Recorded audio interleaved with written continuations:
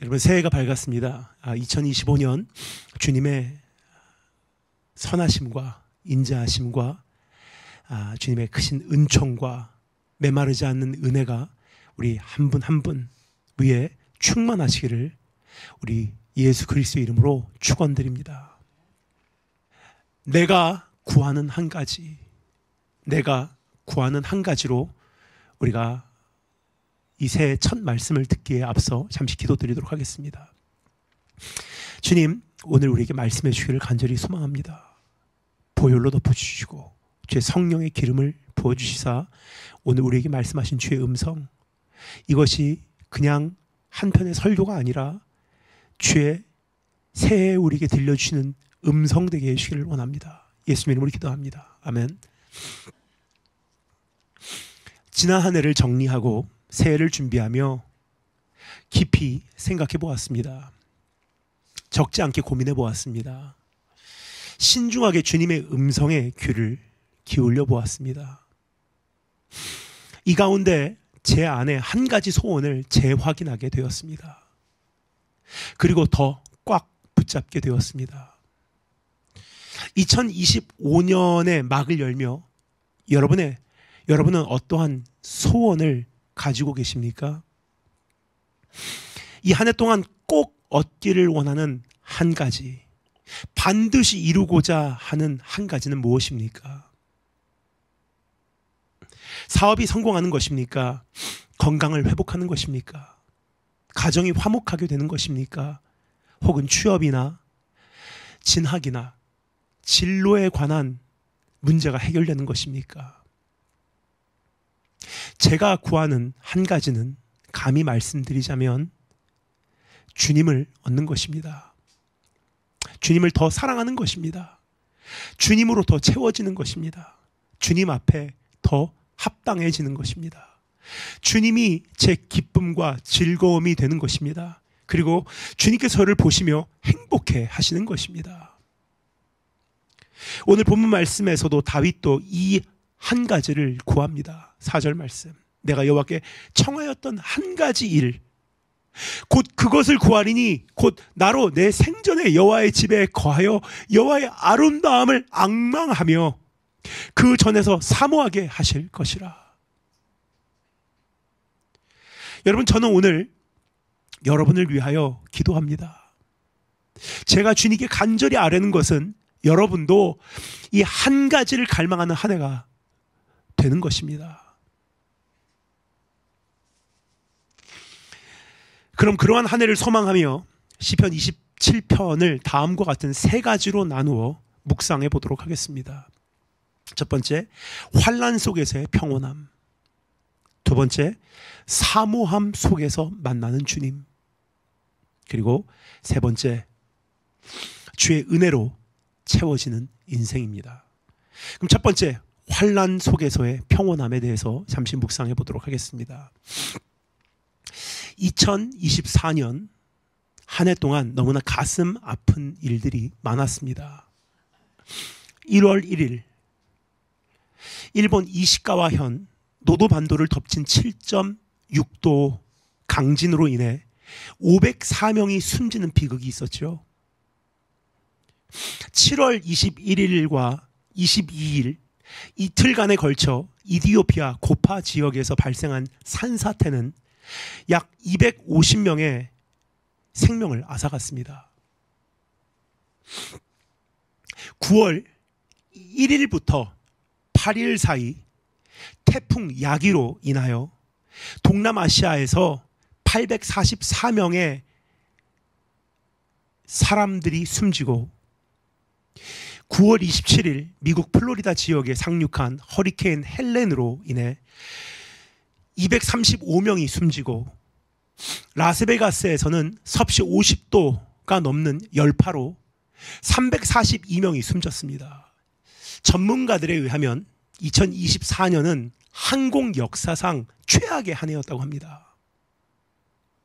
1월 2일 일본 하네다 공항에서 발생한 항공기 충돌 사고, 8월 9일 브라질 국내선 추락 사고, 12월 25일 러시아 미사일로 인하여 추락한 아제르바이잔 항공, 그리고 딱 4일 후에 12월 29일 무안공항에서 발생한 제주항공 사고 이외에도 너무나 많은 비행기 사고가 있었습니다. 아프리카 잠비아에서는 역사상 최악의 가뭄으로 인하여 약 230만 명이 기근으로 위태하며 러시아 우크라 전쟁은 2022년에 시작하여 이제 횟수로 4년째를 맞이하고 있으며 이스라엘 하마스 전쟁은 현재까지 4만 6천 명의 사망자를 내고 있습니다. 밤이 새도록 살펴보아도 지난 한 해 동안 일어난 사건과 사고와 재해와 아직도 악화되어 가고만 있는 현 상황들을 이루 셀 수 없을 것입니다. 문제는 이제 막을 연 2025년도도 만만치 않다는 것입니다. 여러분, 무엇을 믿고 이 한 해를 시작하며 해피 뉴 이어라고 말할 수 있겠습니까? 여러분, 무슨 배짱으로 이 한 해를 살아가실 생각이십니까? 잘 될 거야 라는 아무런 근거도 없는 막연한 낙관주의로 한 해를 맞이하고자 하고 계시지는 않으신지요? 여러분, 우리가 구하고 바라고 소원할 수 있는 여러 가지가 있습니다. 이 한 해를 살아가기 위해서 이것저것 준비할 수 있고요. 이런저런 계획을 우리가 세울 수 있습니다. 그러나 단 한 가지만을 구할 때 우리에게 허락되는 축복이 있다는 것을 알기 원합니다. 환난 속에서의 평온함입니다. 1절부터 3절에 보면 다윗은 다음과 같이 고백하고 있습니다. 여호와는 나의 빛이요 나의 구원이시니 내가 누구를 두려워하리요. 여호와는 내 생명의 능력이시니 내가 누구를 무서워하리요. 나의 대적 나의 원수는 행악자가 내 살을 먹으려고 내게로 왔다가 실족하여 넘어졌도다. 군대가 나를 대적하여 진칠지라도 내 마음이 두렵지 아니하며 전쟁이 일어나 나를 치려 할지라도 내가 오히려 안연하리로다. 하나님의 백성들이 환난 속에서도 평안할 수 있는 이유는 어떤 해결책이 보이고 살아갈 길이 생기고 현실을 이겨낼 힘이 솟아나기 때문에가 아닙니다. 이러한 것들은 결과물에 불과합니다. 다윗은 한 가지를 구합니다. 주님을 구합니다. 내가 여호와께 청하였던 한 가지 일, 곧 그것을 구하리니 곧 나로 내 생전에 여호와의 집에 거하여 여호와의 아름다움을 앙망하며 그 전에서 사모하게 하실 것이라. 즉 그의 열정은 한 가지란 뜻입니다. 그의 소원도 한 가지, 그의 인생의 목적도 한 가지, 그의 관심도 고민도 기쁨도 행복도 한 가지란 뜻입니다. 그는 한 가지를 위하여 존재하고 한 가지 때문에 웃고 그 한 가지가 삶에서 희미해지면 숨이 막혀 어찌할 바를 모르고 한 가지 때문에 인생을 납득할 수 있고 그 한 가지로 인하여 한평생을 달려낼 수 있다고 고백하고 있는 것입니다. 그 한 가지란 주님을 더 얻는 것입니다. 주님을 더 사랑하는 것입니다. 주님과 더 가까워지는 것입니다. 주님 한 분만으로 채워지는 것입니다. 주님께서 자기를 알아주시는 것으로 행복해하는 것입니다. 그 한 가지를 구했더니 어떻게 된다고 합니까? 주님을 얻으니 해결책을 찾게 되는 거예요. 비록 살아오면서 살아갈 길에 대한 궁리와 살아갈 길에 대한 치밀한 계획을 세우고 구상하고 연구한 적은 없을 수 있어도 그 앞을 밝히시는 빛을 주님 안에서 발견해 버리는 거예요. 주님을 얻으면 모든 현실을 이겨낼 힘이 솟아나게 되어 있는 것입니다. 여호와여 나의 생명의 능력을 달라고 구하는 것이 아니라 주님을 구하면 생명의 능력 그 자체 대신 주님을 얻게 되는 것입니다. 주님으로 인해 견뎌낼 수 있는 힘을 얻게 된다는 뜻입니다. 주님으로 인해 인내할 수 있는 힘을 얻게 된다는 뜻입니다.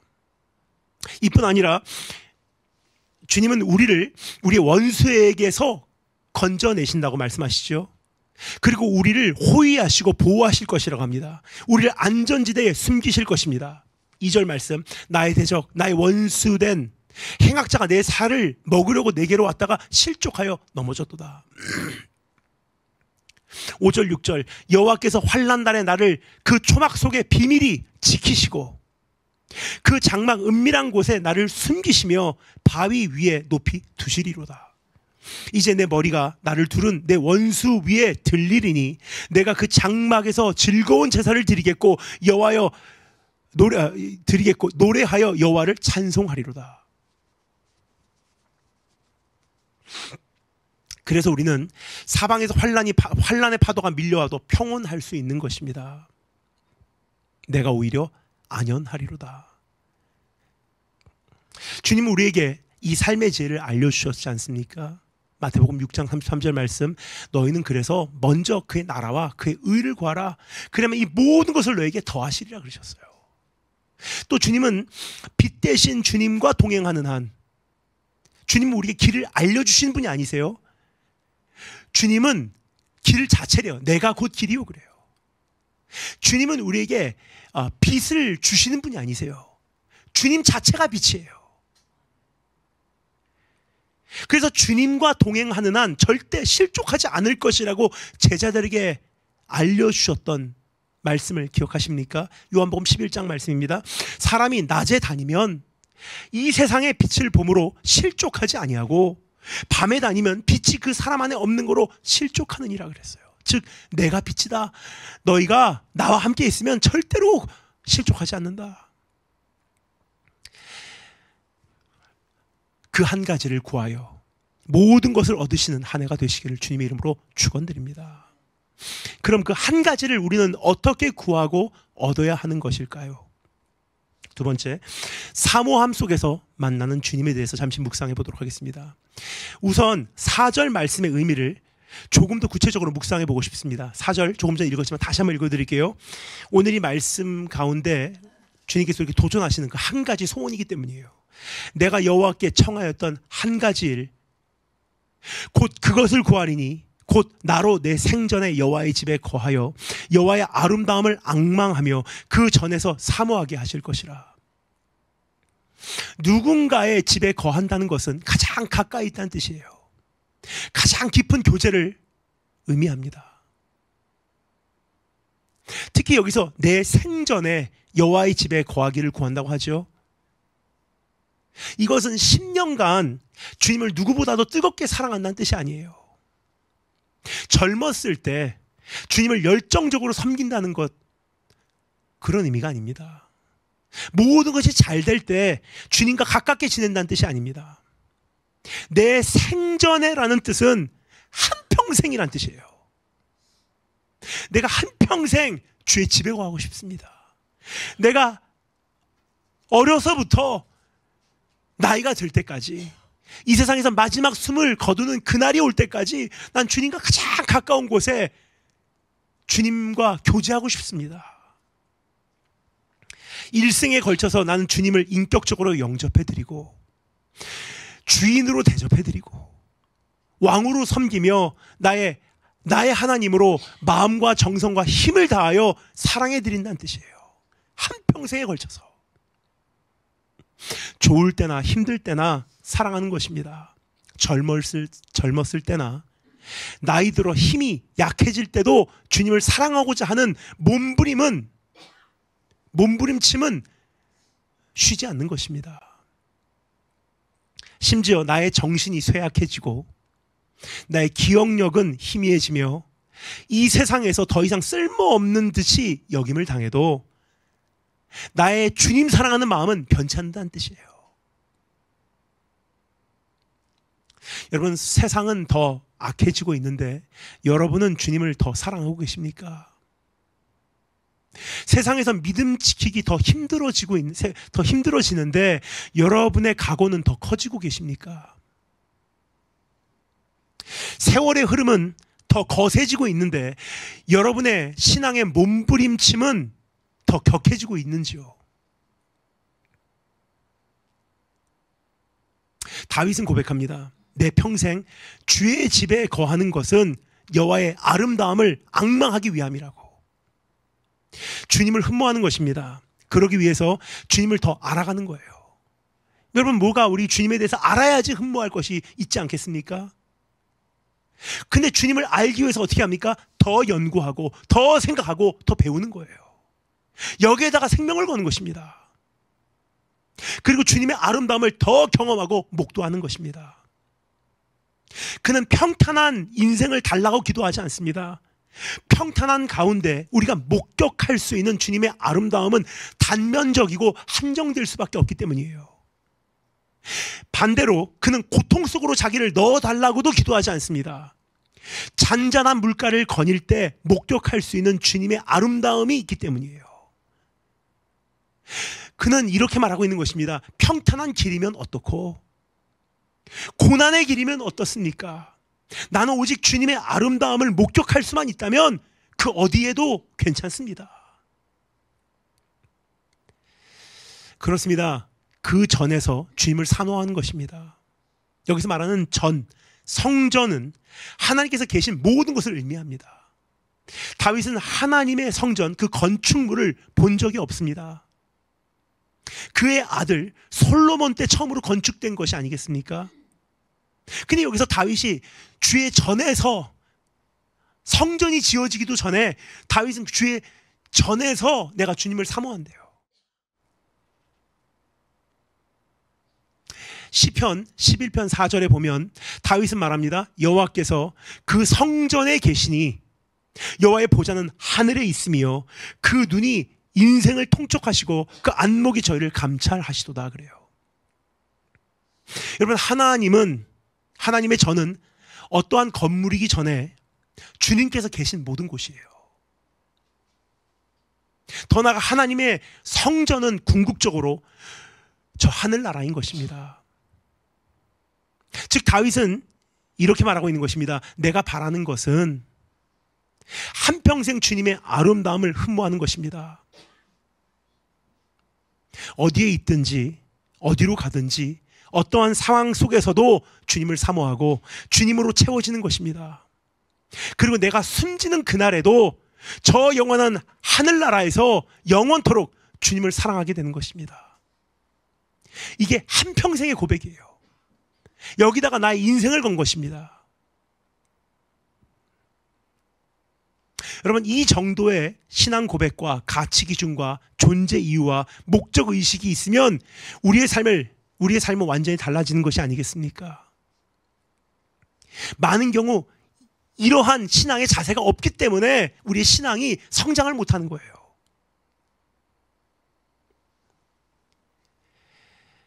우리의 문제는 우리가 너무나 많은 것을 원하지만 가장 소중한 것 한 가지에 생명 걸지는 않는다는 점입니다.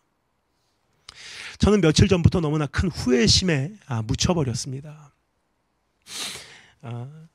지나온 세월을 호송했다는 허송 세월을 보냈다는 생각이 들었기 때문입니다. 저에게는 한 가지 수면 장애가 있습니다. 거의 매일 새벽 3시에 눈을 뜬다는 것입니다. 새벽 1시에 자도 저는 새벽 3시에 거의 눈을 뜹니다. 1시간 반 자고 눈 떠버려요. 저녁 9시에 일찌감치 자도 새벽 3시에 거의 눈을 떠버립니다. 심야 12시에 자도 새벽 3시에 잠에서 깨어납니다. 이러한 수면 장애를 가지고 너무나 오랜 세월, 약 20년을 씨름해 왔습니다. 새벽 3시경에 눈을 뜨면 물론 성경을 읽을 때도 있고 기도를 할 때도 있습니다. 하지만 때로는 운동을 하기도 하고 다시 잠에 들고자 노력합니다. 이렇게 긴 세월을 저는 이 수면 장애와 함께 씨름해 왔어요.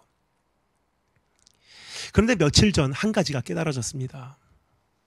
성경에 보면 주님께서 자신의 종들을 부르시는 그 때가 거의 바로 이 시간대라는 사실입니다.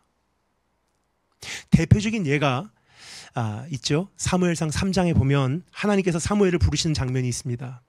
바로 이 시간대였을 것이라고 추정이 됩니다. 새벽 3시에서 새벽 5시 사이. 어린 사무엘은 잠을 설치며 엘리 제사장이 자기를 부른다고 생각했습니다. 그래서 몇 차례 찾아갑니다. 저를 부르셨습니까? 저를 부르셨습니까? 그런데 이러한 수면 장애를 거듭하는 가운데 그는 어느 날 일어나서 주님 말씀하옵소서, 주의 종이 듣겠나이다 라고 대답합니다. 그리고 하나님을 뜨겁게 만나게 되죠. 세상의 분주함이 어느 정도 가라앉고 새 날이 동트기 전에 영적 세계가 가장 이 우리의 삶과 가깝게 느껴지는 시간대, 주님께서 저를 참 오랫동안 부르시고 계셨구나라는 생각이 들었어요. 그때마다 대답하고 주님께 더 나아갔더라면 얼마나 더 영적으로 깨어 있을 수 있었을까?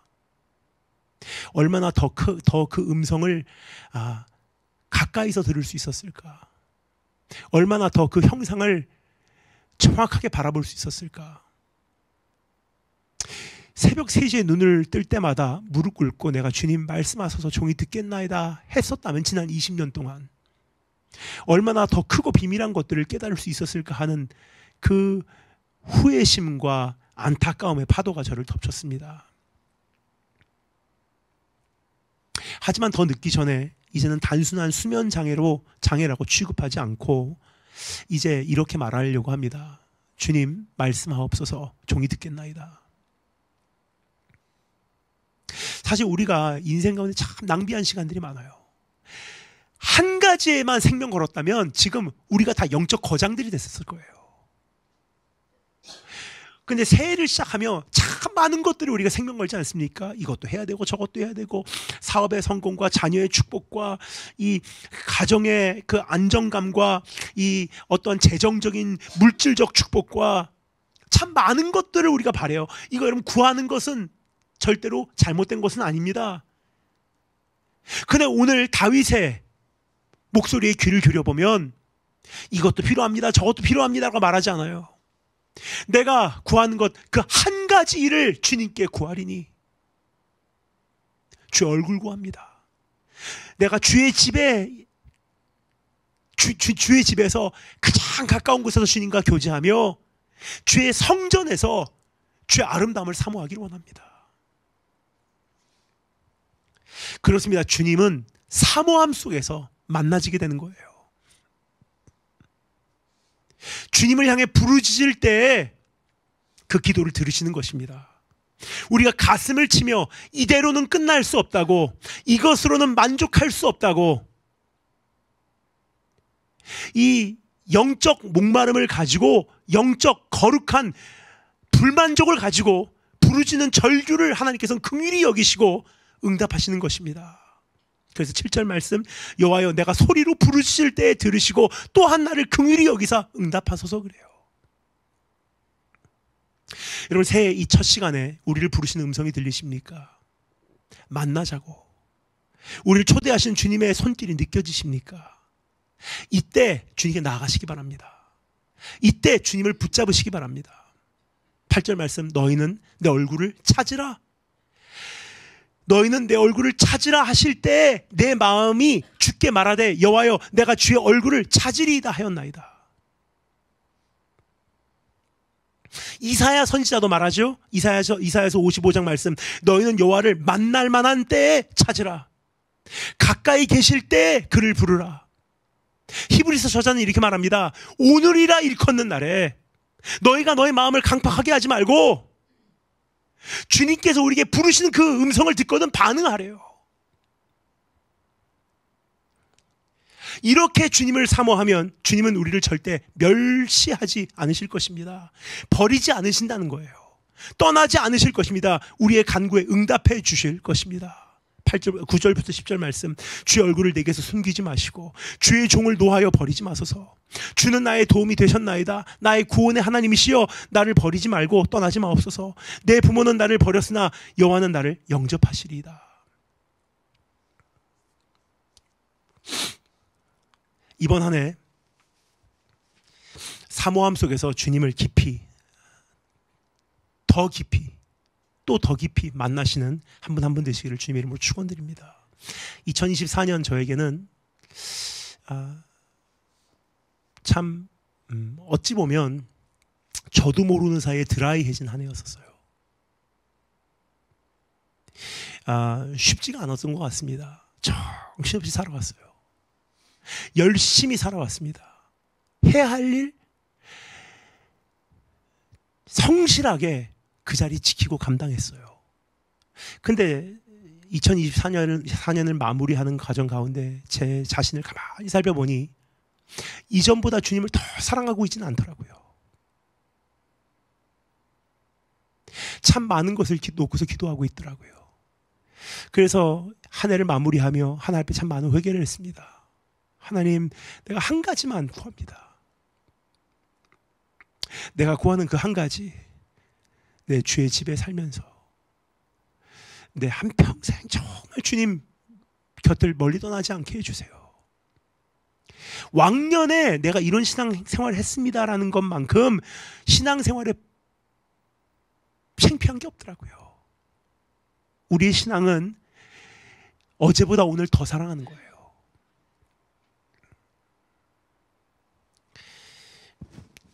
만약 그렇게 주님을 구하시고 주님을 찾으신다면 주님으로 채워지실 것이고, 그렇게 채워지면 주님은 우리의 한 해를 주의 은혜로 장식하실 것입니다.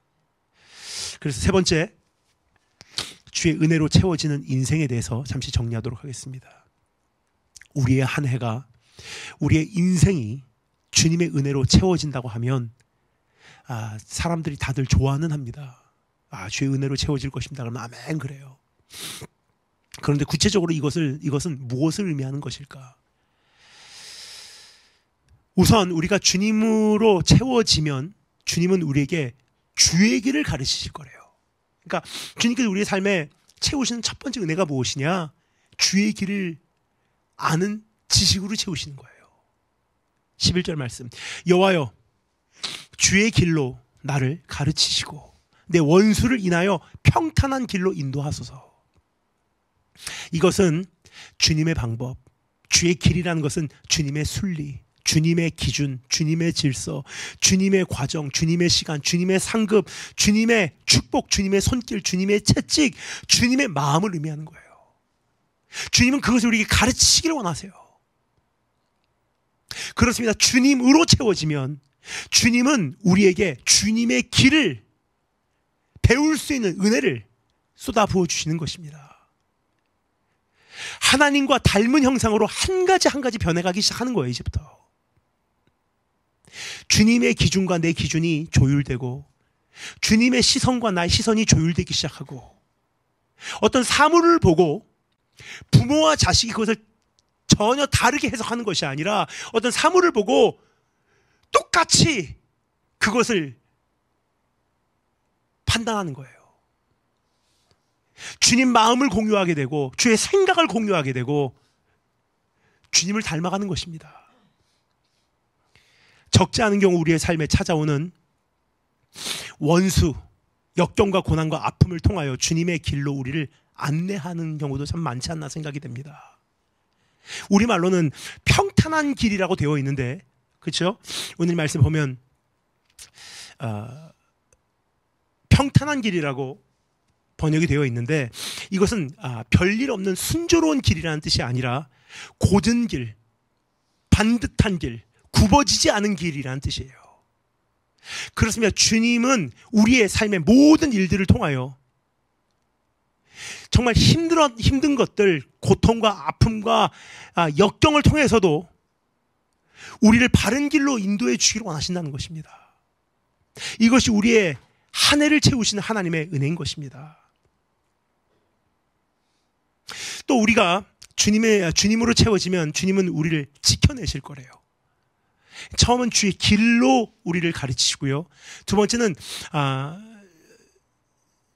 주님은 우리를 지키신다고 말씀하세요. 12절 말씀. 내 생명을 내 대적의 뜻에 맡기지 마소서. 위증자와 악을 토하는 자가 일어나 나를 치료함이니이다. 제가 좋아하는 시편 121편에 보면 주님의 지키심에 대하여 다음과 같이 소개하고 있는 내용을 만날 수가 있습니다. 여호와께서 너로 실족치 않게 하시며 너를 지키시는 자가 졸지 아니하시리로다. 이스라엘을 지키시는 자는 졸지도 아니하고 주무시지도 아니하시리로다. 여호와는 너를 지키시는 자라. 여호와께서 내 우편에 내 그늘이 되시나니 낮에 해가 너를 상치 아니하며 밤의 달도 너를 해치 아니하리로다. 여호와께서 너를 지켜 모든 환난을 명쾌하시며 또 내 영혼을 지키시리로다. 여호와께서 너의 출입을 지금부터 영원까지 지키시리로다. 지키시는 하나님이세요, 우리를. 그러니까 주님으로 채워지면 주님의 호의하심과 주님의 보호하심과 함께하심과 동행하심과 지키심의 은혜가 우리 삶 속에 있는 것입니다. 마지막 세 번째, 우리가 주님으로 채워지면 주님은 우리를 선하게 대해 주실 것이래요.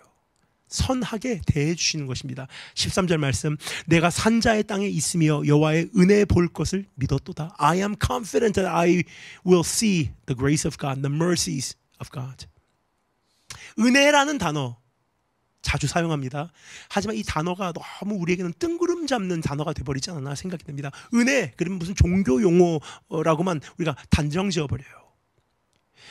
근데 은혜라고 하는 단어를 조금 더 쉽게 표현하면 하나님께서 우리를 선하게 대해 주시는 것이라고 정의하는 것이 옳다고 생각합니다.